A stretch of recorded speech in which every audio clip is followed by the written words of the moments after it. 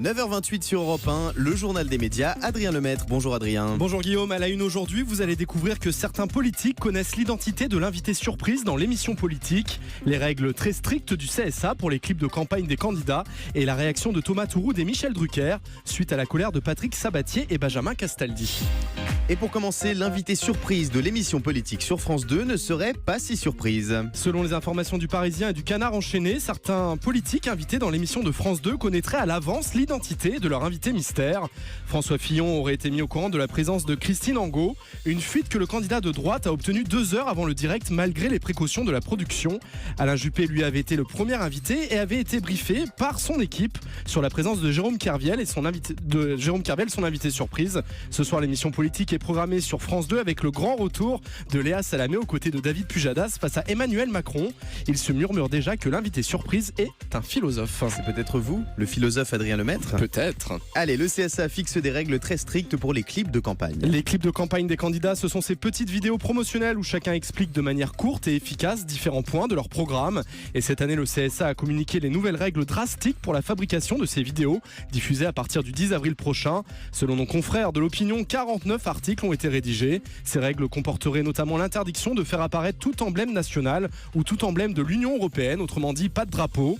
La Marseillaise est également interdite de diffusion. Le CSA justifie ces interdictions par la peur que les candidats ne misent sur un nationalisme délirant. Un guide très pointilleux va même jusqu'à mentionner le nombre de personnes pouvant accompagner le candidat en studio d'enregistrement ou bien en salle de montage.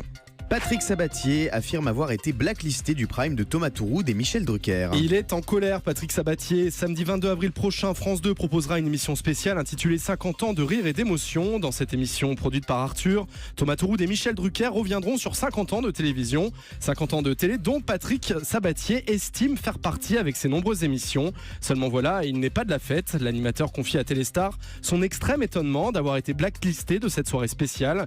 Il parle d'un parti pris douteux en rappelant que lui aussi a contribué au succès de la télévision depuis 50 ans. Et ce n'est pas le seul à se plaindre. Benjamin Castaldi, lui aussi, avait fait part de son mécontentement. Nous avons demandé des explications à notre camarade Thomas Touroud et Michel Drucker au micro européen d'Elsa Minot.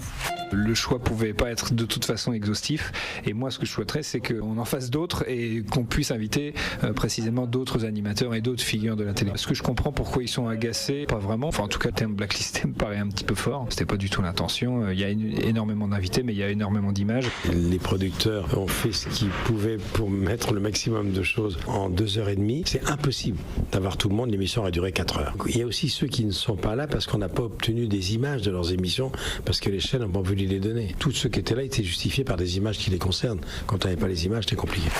Voilà, Patrick Sabatier ne sera donc pas sur le plateau de cette émission, les 50 ans de rire et d'émotion, mais il y aura bien des images de ces émissions dans les archives de ce programme. La BBC annonce par erreur la mort de l'un de ses animateurs stars. C'est l'incroyable bourde de la BBC qui a annoncé la mort de Brian Matthew avant de se rétracter quelques heures plus tard. Dans un communiqué de presse, la radio BBC 2 annonçait le décès de l'animateur. Un hommage est alors prévu à l'antenne vendredi. Seulement voilà, 30 minutes plus tard, un nouveau communiqué tombe. Brian Matthew n'est pas mort cette nuit, mais il est dans un état sérieux. La chaîne de télé a présenté ses excuses aux téléspectateurs, mais surtout à sa famille. La série Colony aura le droit à une saison 3. Colony, c'est cette série de science-fiction où le monde est occupé par des E.T. Eh bien, c'est une nouvelle extra pour tous les fans puisqu'elle vient d'être renouvelée pour une 3e saison, quelques heures seulement après la diffusion du final de la saison 2 outre-Atlantique. La chaîne US American Network vient en effet de commander 13 nouveaux épisodes pour une nouvelle diffusion en 2018. En France, il faudra tout d'abord attendre la diffusion de la saison 2 sur TF1 en espérant retrouver la 3e sur la même chaîne. Ophélie Winter dézingue Danse avec les stars. Et oui, hier soir dans TPMP, Ophélie a envoyé valser le divertissement de TF1 auquel elle a participé en 2013. Elle révèle qu'il s'agit de l'une de ses pires expériences de sa vie, qu'elle l'a très mal vécue et qu'elle s'est blessée pendant la compétition. En bref, une grosse rassera, comme dirait Cyril, que l'on vous propose de réécouter. Oh là là. Wow, Danse avec les stars, C'est une la panache. pire expérience de ma vie. Non, c'est pas vrai. Ah mais un cauchemar. C'est génial. Ouais, parce qu'ils sont tous langue de... Parce que c'est des mythos, elle a raison, Voilà, Ophélie, c'est c'est un une tannée, cauchemar. Danse À avec les 5h stars. du matin, t'as 40 piges, on te met la caméra dans la tronche, c'est pas possible.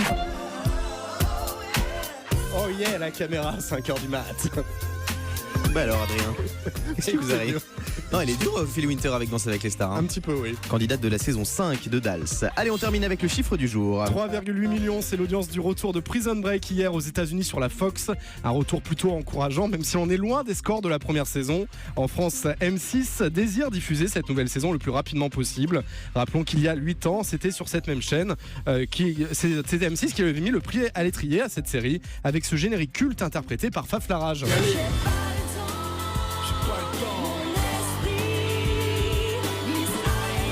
Eh bien, nous non plus, on n'a pas le temps. Merci beaucoup, Adrien Lemaître.